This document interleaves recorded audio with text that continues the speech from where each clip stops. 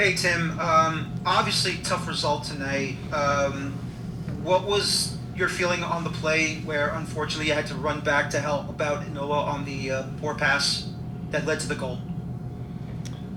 Yeah, haven't gotten to look into it too much yet, but I think from a first glance, maybe I don't need to come in as fast as I do.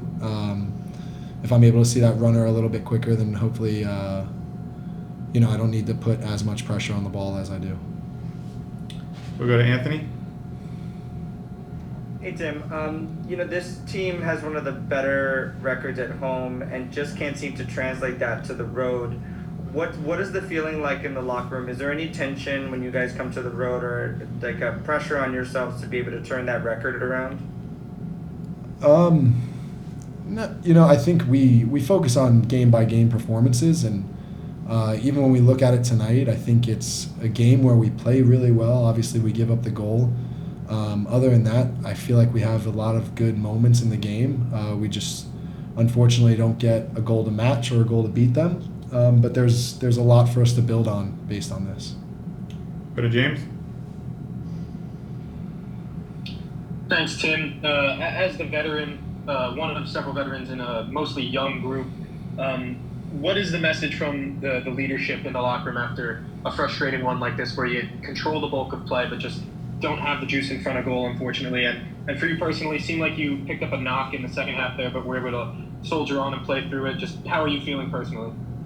Yeah, I'm okay. I think just for me, it's and kind of echoed around the locker room is just we need to have a killer instinct. I think we always preach the idea of playing with risks in terms of being brave. And it's okay to make mistakes as long as you're being brave and we're able to back you in those mistakes. It almost hurts us when we're not brave, especially when we're controlling a game like that. So it's kind of a message that we're going to keep echoing to the group, especially as the season. I mean, we're in the later stage of the season, so we need to be able to be brave. We need to continue to push games and try to find results and find goals. Go to Gary. Hey Tim, we talked about this before about the mental aspect of the team, right? Is that what's keeping the team from gaining results, especially trying to avoid results like this one? The coach kind of dismissed it when I spoke to him about that. But what is your gut feeling telling you when you're dominating a team and then at home, but on the road things go off kilter? So is that the message you're telling to the younger guys to stick with it, all that, and everything? Yeah, I think it's just next play mentality. I mean, we want to continue to encourage guys, especially the younger guys. We want to give them encouragement and confidence to have the freedom to attack and do what they do best. Last three, we'll go Voss. How's it going, Tim? I just wanted to comment on maybe the halftime team talk that the coach had during the game, and also just for you personally, how can you guys use this as kind of fuel to try to, just like we said before, finish the season off strong and not really think about the points, but just try to focus on the positives, like the positive play today, and kind of being unfortunate to not get at least a point off the road?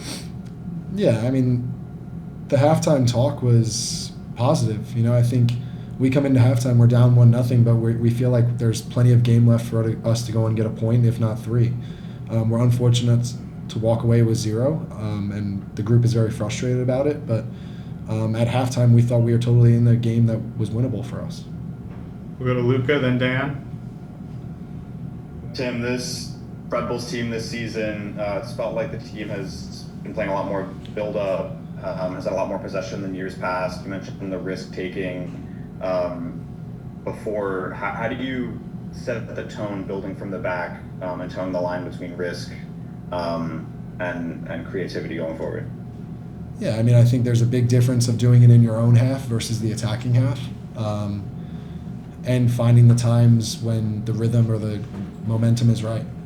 For us in the back, it's about moving the ball as quick as we can to give the forward guys time on the ball, and once we give them time on the ball, that's when we want to encourage them to do their thing. We'll finish up with Dan. Tim, you got one more match before the international break comes. You're going to be home against Columbus. What do you think the team needs to do before the break and then after the break to try and rectify the losing situations on the road, or the bad situations on the road, I should say? I think we just need to have a good week of training. And then we can attack this home game and see what happens. I think that's the most important thing for us right now, is to decompress after this one and look forward to Saturday at home.